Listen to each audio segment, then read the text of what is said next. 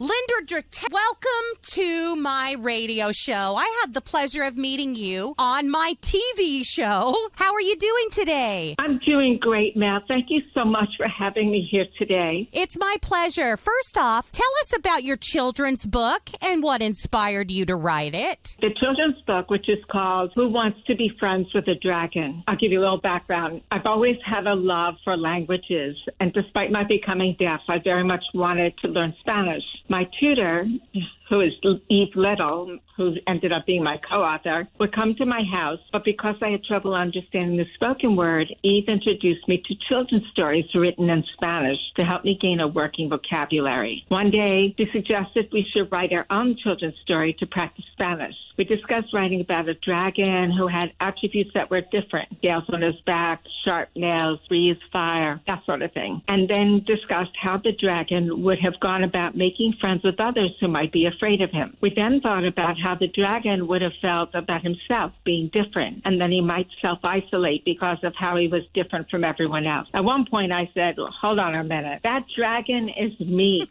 That's how I feel being late deafened. I was afraid to go out, afraid people would reject me. Eve responded, actually, the dragon is me. That's how I feel being half Mexican. I don't feel I fit in anywhere. Then Mark Vicente, our illustrator, said he identified it with the dragon because he is the son of Filipino immigrants. That was when we realized anyone who feels different for any reason will identify with the dragon in our story. And our book, Who Wants to Be Friends with a Dragon, was born. I love it so much. I'm the dragon, Linda. Congratulations on your very first book of poetry. What's it called? And would you like to share one of your poems with us? The poetry book is called Remember This Day. This is a poem that I wrote to my husband. He's very much alive, so nobody needs to worry, but it's just, the fear of surviving someone you love and what that entails emotionally. So this is called When Your Heart No Longer Beats.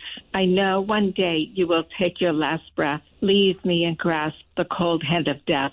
I want you to touch me as you pass on. Leave your fingers impress after you've gone. Pillows behind you, quilt on your lap. I'll stroke your head gently, pretend it's a nap. Wait, your head will nod slowly as if you agree. I cannot survive this.